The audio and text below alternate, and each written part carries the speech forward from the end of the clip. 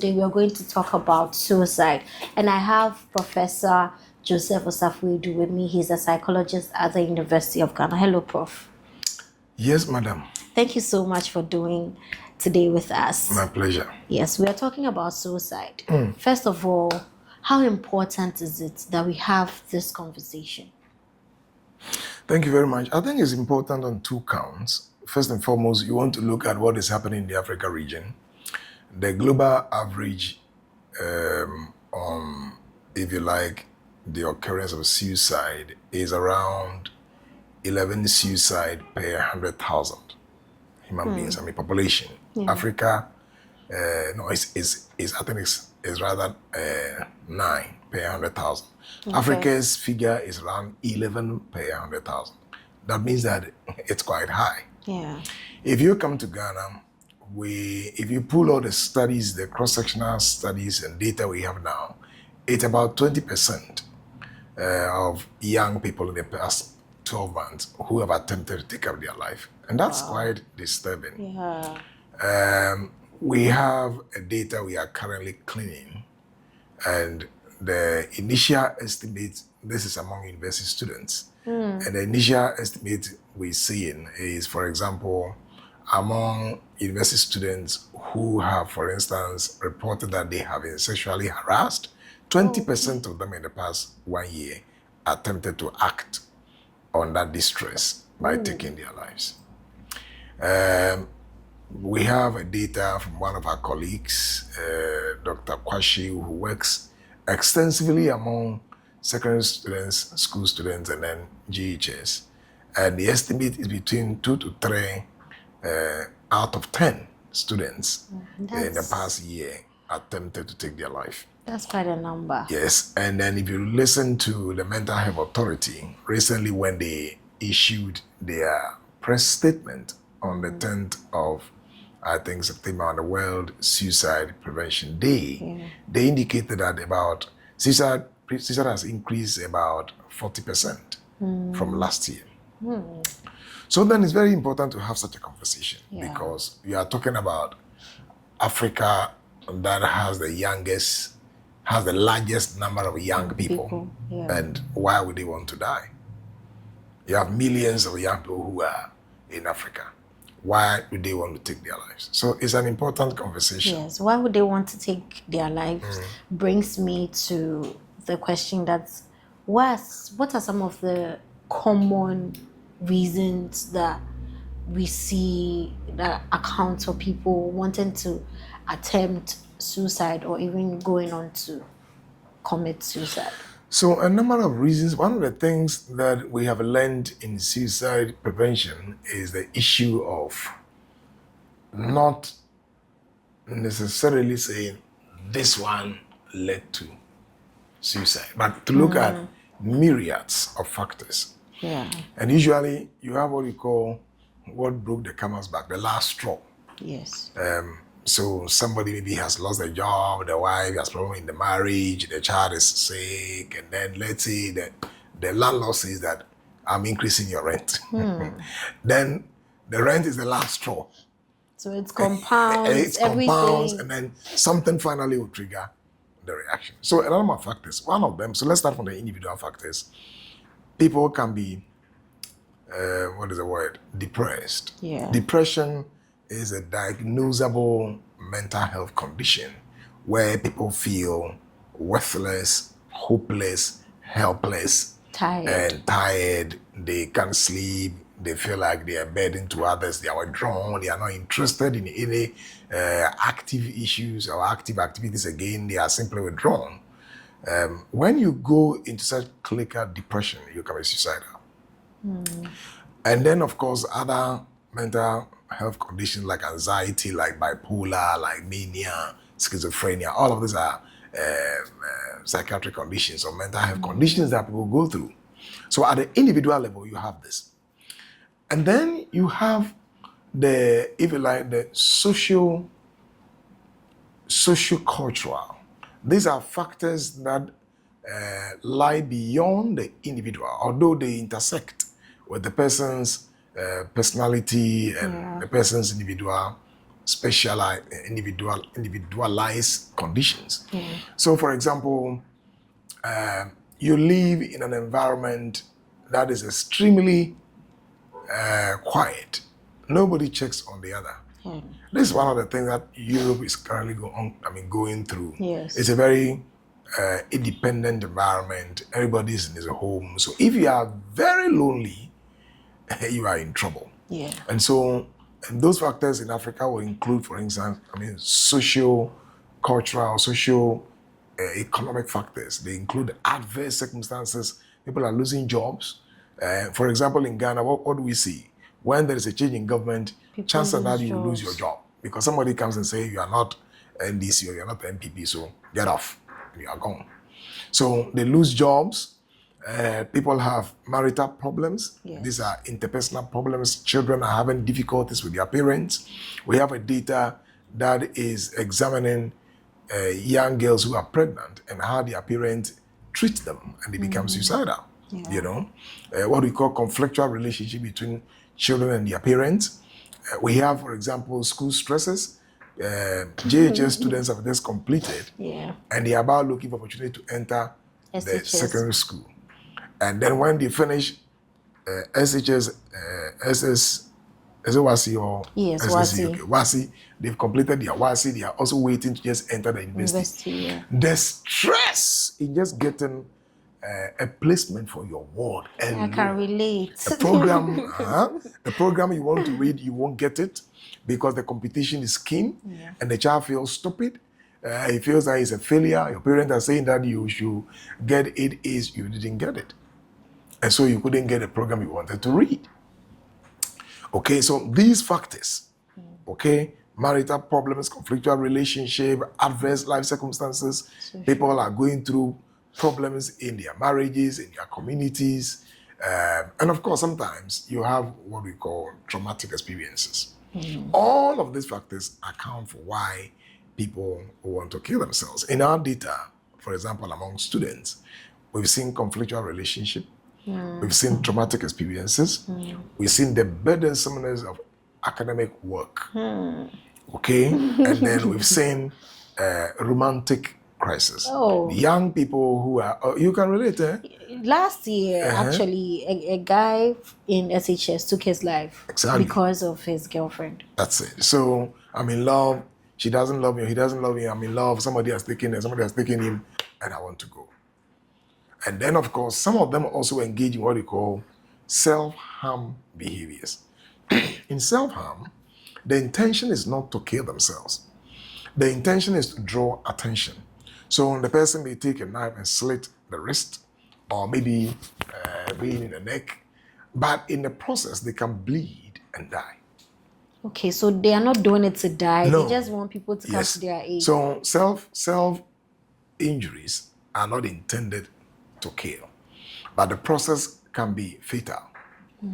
So usually, we in our studies we examine that as well. So people who are self-harming are at risk. Okay. And somebody who has ever attempted to kill himself is at a higher risk.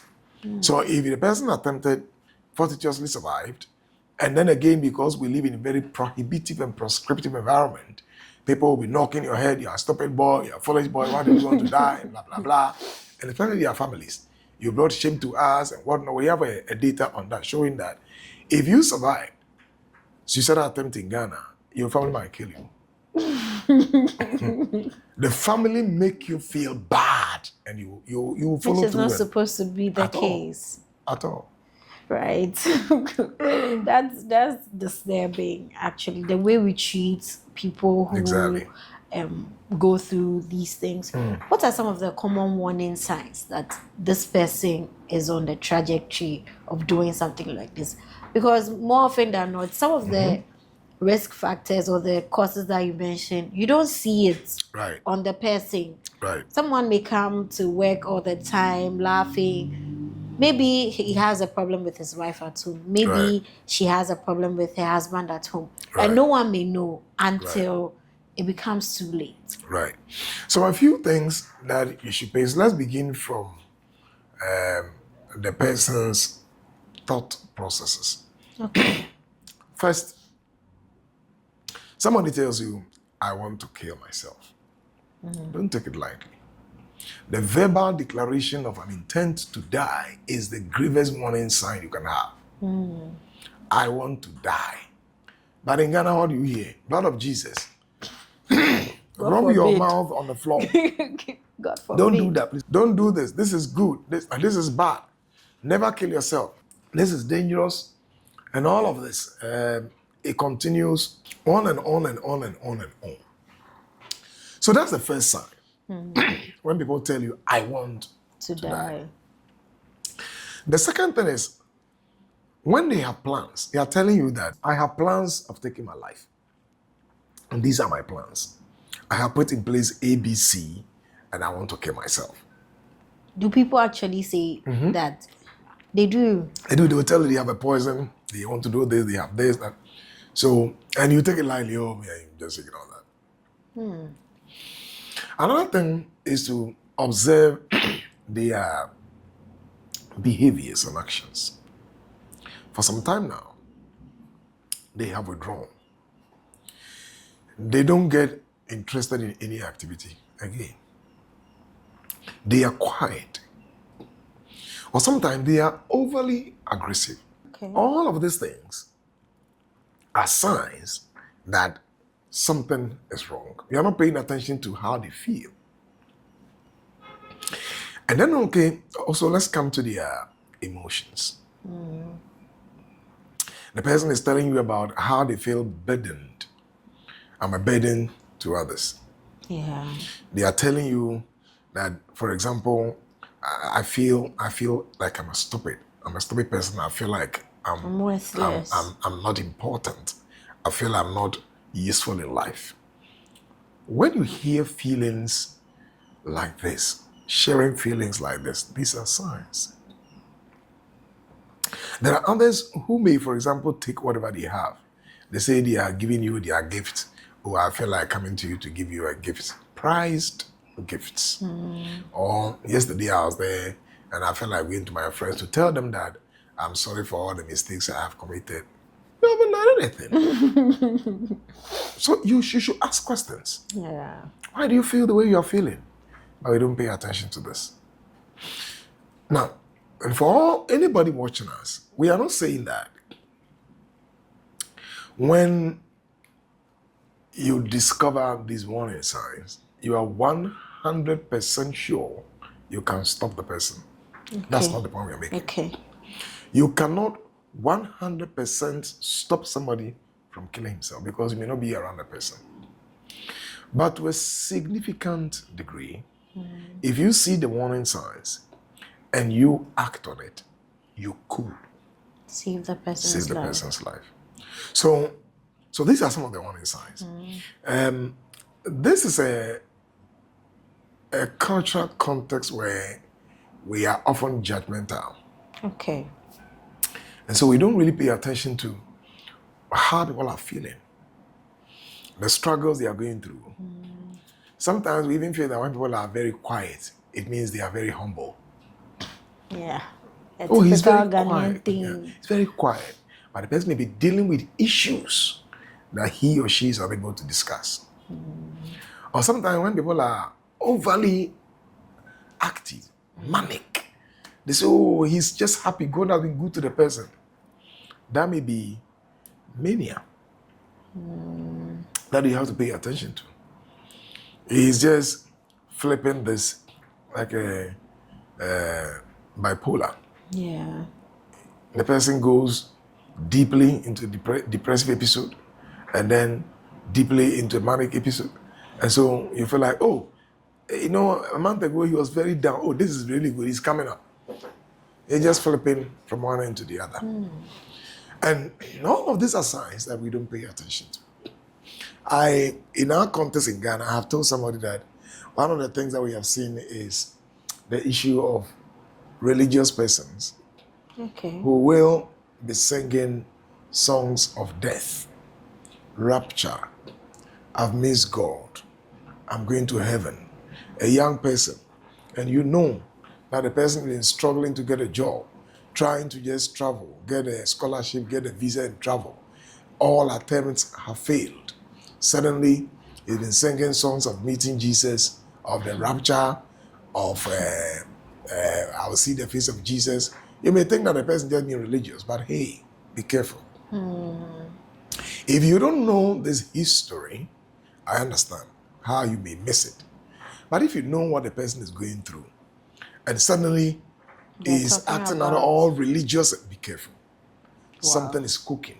So is it true that people who want to commit suicide do not talk about it? Yes, because sometimes if they really want to take their life, some of them may hide and may not want anybody to know. That's why sometimes people have a lot of help around them, and yet you may not be able to discover it. Yeah. The person planned it and executed it. But no, because sometimes we hear them talk about it and we just dismiss it. We are so dismissive. Oh, I wish I'm not alive. Oh, stop that. Don't talk like that. You're not alive. Where are you going to? You just missed an opportunity for a conversation. The person went to bed and said, yesterday whilst I was in bed, I was just thinking I wish I didn't exist. And then we see a lot of these things on social media. Huh? People come and type it a lot of times. Yes. And now people feel like they are joking. If you don't want to wake up, then sleep more. You get comments like that. Sleep more. Why did you wake up? Charlie, clear off. See, let's go. Sometimes too, those who are looking for such help don't know where to place their request. Yeah. So they'll go and place it in a social media handle where people can see all kinds of nasty things, adding salt to injury. Yeah. And then they completely are gone. Prof, we'll go for a quick break. When we come back, we'll talk about what we as a society can do to help people who, one way or the other, may want to commit suicide. We'll be right back.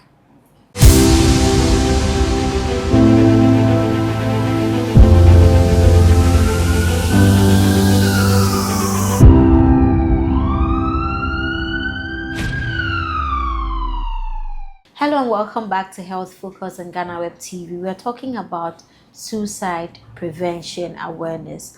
And so far we've talked about some of the risk factors, some of the signs to identify that someone is going through something that may lead them to taking their lives or dying.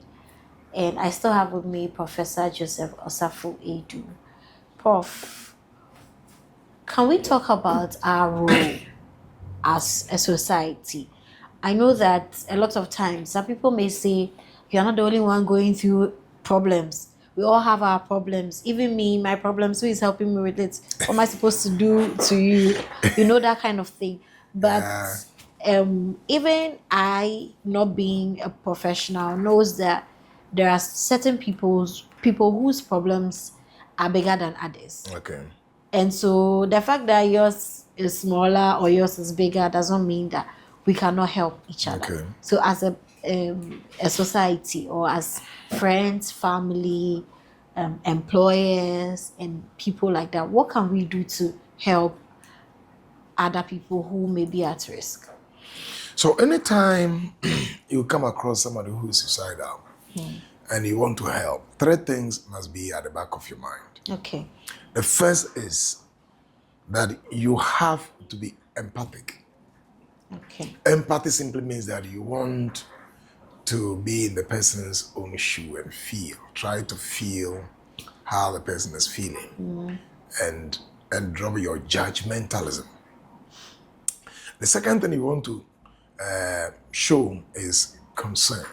Okay. That I'm concerned about what is happening to you, and I'm concerned about the fact that you are resolving to take your life. I want to be available and support. And the third thing is that you are focusing on making sure the person gets support, either from you or from somebody who is trained that you feel the person could need the support. Where would you find such people? And so the Mental Health Authority has a toll-free line. Okay. In fact, if you walk to any hospital in Accra, big hospital, Kolibu, UGMC, Legon Hospital, 37, Ridge, all of them have what do you call it? Mental health. Mental health and psychology. Mental health workers and psychologists, psychiatrists who can help. What's the toll free? I'll get that line for you. So you can put it on your program for anybody to call. But so that's the first basic idea you must have at the back of your mind. Now, so empathy, the two is having a concern, we are ready to provide support. And so let's begin on our role. What do we have to do as a people? The first is to learn how to open a conversation with somebody who is suicidal. It doesn't look like it's usually very easy. Okay. So what do you do? First and foremost, when somebody says that I'm suicidal, maybe a gentleman came to you and to what's her name? Stella. Say, Stella, I really feel like killing myself because Josephine left me. She told me she doesn't love me again. This is too much for me. I feel like killing myself. Don't say blood of Jesus. Oh, you're a man. Why don't say, you're a man up. I mean, and then you just tap it back. It's okay, Charlie. I can fix you one right now. You completely got it wrong. Don't do that. So what do? What you have done is you are we call it minimizing. You are underrating. You are minimizing the person's reason for why he wants to die. What you should rather do is to validate your feeling that, oh, I'm so sorry. I can imagine how you're feeling. Yes, this can really break me if it happened to me.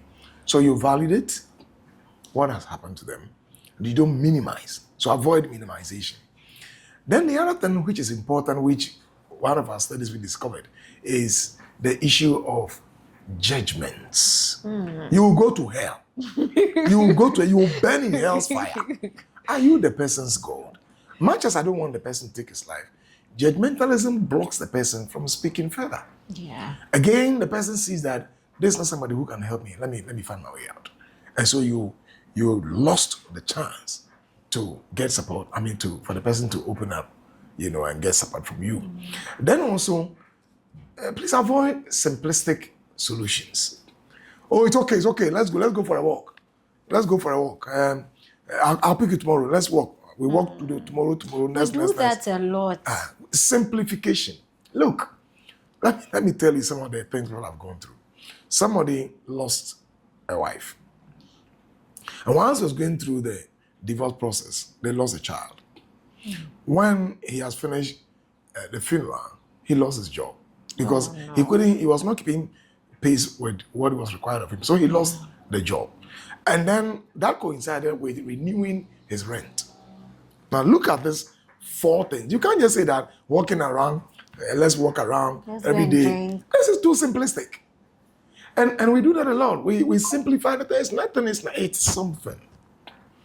Let the person feel that you understand the weight, the complexities, the complications, the difficulties, the entanglements that he or she finds himself in, and how you want to work together with him to systematically, set him free, or as it were, help him get free out of it. Don't just simplify it. And sometimes people who are going through these complications will tell you that, I don't think you understand what I'm going through. Yes. And the minute you do not understand it, because you haven't taken your time to listen to the complexities and how to help them entangle or disentangle themselves. Another important thing is sometimes comparing their situation with others, just as what you said. Comparisons. Mayu, do you know what I've gone through? Do you know what I've gone through? If you are talking to people like this, it can be very difficult and daunting. We call it Safa Olympics. Exactly. They want to show who I've gone through. Exactly. You know what I've gone through? Master, shut up, and let's talk something. Completely wrong in doing that. And then sometimes you dismiss their feelings. One of the things that I want to really draw your attention to is what I call confrontational and banter conversation. Okay. So somebody says, I want to kill myself. You mean that? You cannot. I'm daring you. You cannot. Stop talking nonsense. You cannot. You don't dare somebody whose emotions are twisted. In the same way, you don't dare somebody who is going through a mental crisis and is holding a knife in her hands and says, I will stab you, or holding a gun and say, I will shoot you, use your brains. You don't dare the person, you cannot, you try to shoot me. Okay, he will shoot you. Because see, when people are going through emotional distress, they are often very weak to really hold their thoughts together. They are going to act on the spur of the moment. They are not thinking, because at that time, they are thought, the emotions they are going through bypasses logic. It's not going to submit itself to proper thinking. They act irrationally. So if you joke with them, you will see yourself at the backside of Abraham. If there is the bosom of Abraham, it will be the backside. In your point, this one came in a bit about stigma. Sometimes some people they genuinely wish they could talk about it. Right. I remember there was a time here on campus that there was an issue of someone trying to self-harm.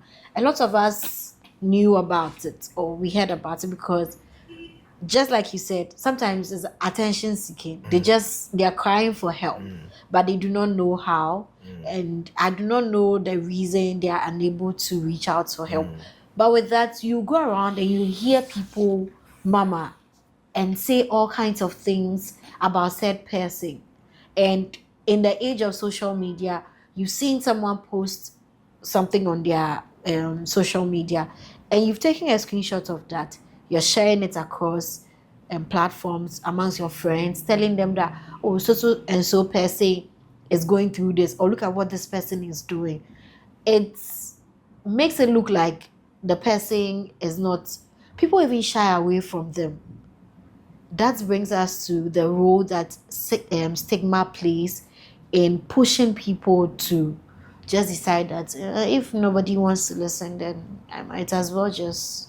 Stigma is, if you like, Africa's biggest social barrier in fighting suicide. In one of my research papers, I have written on 3 levels at which suicide is stigmatized in Ghana. The first is at a communal level, family, society, communal level. So you are in the community doesn't have time for those who are going through emotional crisis. When a man is divorced, they laugh at you. You couldn't manage your home, the woman divorced you. When you go through some challenges, nobody cares about your emotions at all, because it appears to me that in the psychological setup of Ghana, that psyche of understanding emotions is not part, it hasn't been part of us. Yes. Emotions have been suppressed in our socialization process. So even a child is crying, be strong. Then so for the men, a man should not cry and all of that. So at the communal level, it is stigmatized. The second level is at the religious level.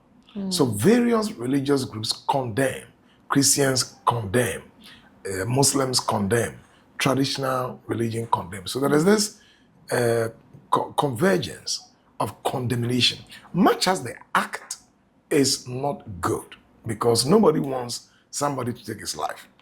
The person is not bad. The slip is this, that as we condemn the act in these religious groupings, they equally condemn the person. The third level is at the legal, statutory level. Prior to March 28, 2023, suicide attempt in Ghana remained a crime. That meant that anybody who attempted to take his life, you will go through what we call incarceration, or it's a misdemeanor. So it's either you are fined or you go to jail for some months. Now, we have been able to knock off the provision that criminalizes attempted suicide. What we need to do now is to shift people's thoughts, opinions, ideologies, assumptions about suicidal behavior. And one of them will be that, for example, oh, if he wants to die, he wants to die, let him die. If he wants to die, he will not tell you. Let somebody, when I finished my PhD in this area and I came down to Ghana to work, somebody who is an academic told me, why did I waste my time to go and study on people who want to die? Oh. That's not very nice. Now that is an academic. That should tell you how deep stigma Yes. bites in this area. He said, why did I waste my time on that? If they want to die, let them die. And I had to take my time to explain to him that no, that's not how. So stigma is a big thing. And some of the ways of fighting stigma is to show empathy. Okay. Is to get closer to people. Is to keep explaining like you and your team are doing with me. Is to allow people to talk about this in churches. Our platforms should be used for mental health education. If we visit the marketplaces, let's do that. Social media, like your GhanaWeb, for example, don't do only politics in there. Yes. I'm glad you're doing this. And there's a reason why I decided I'll grant you audience, because this is a very important cause to support. So you put it there. You put a toll-free line, we'll give it to you. Yes. If anybody's going through this, call this line, you'll get support. The other thing is that when somebody tells you that I am suicidal, don't turn yourself to become a pope in the person's life. You cannot be a god over somebody who says, I want to kill my life. But you can be a help, a gatekeeper. Oh, I'm sorry. I didn't know you're going through this pain. How may I help you? Okay. Just that statement can send a very powerful message to the person that I have somebody who cares. So these are some of the ways of breaking social stigma. Right. And I commend you for putting this together. Thank you. Thank you very much. Can we talk about, last of all, some myths or some misconceptions about suicide in Ghana? Okay. Then we can talk about what hopeful thing to tell anyone going through or thinking about, going through with their suicidal thoughts or allowing their thoughts to overcome them. So two things. First is what? You want us to talk about the myth. Yes. The myth, I, in the process, mentioned some of them. Yes. One of them is that when you talk to somebody who is suicidal, then you are putting the thought in the person's mind. Oh, people think that. It's a myth. Oh. It's a fallacy. I don't agree. It's not true. Yeah. The evidence rather shows that if you open up, if you ask them and they open up, you're rather going to help them. Yeah. Another is that when people want to kill themselves, there's nothing you can do.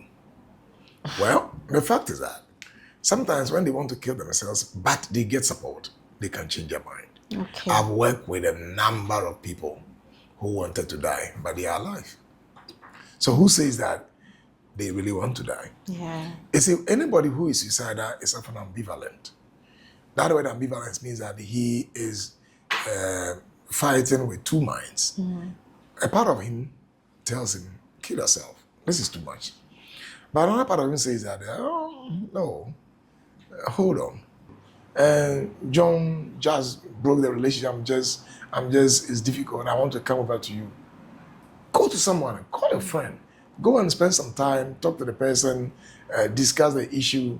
When you speak about an issue, what you have done is that you have just opened up some toxins out of you, at least as a first aid tool. So do that. And the fourth thing is that always get the numbers of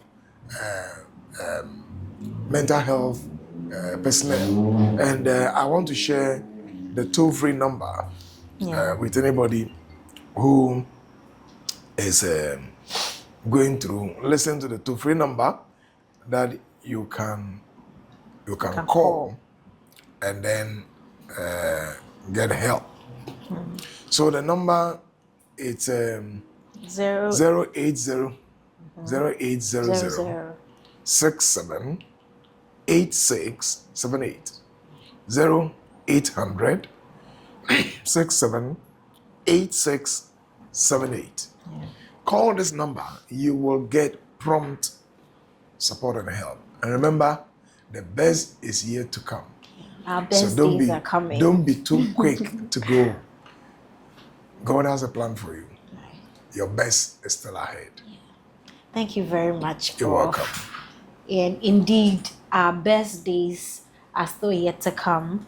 Today's conversation reminds us that suicide is an issue that, can I say, is a normal life problem that almost, everyone or anyone at all can get to that point. If you're there or if you've been there before, there's help for you, and it will do you and the society that you live in, your loved ones and everyone, a huge disservice if you decide to go through with it. The world needs you here, and we need you here too. If you have any challenge and you want to reach the Mental Health Authority, the toll-free number is 0800 678 678. 0800 678 678. A very big thank you to Professor Joseph Osafu Edu for agreeing to do today's conversation with us. Remember, your health matters and you matter as well. Till we come your way again, my name is Stella Jijom Sugi, and this has been Health Focus on GhanaWeb TV.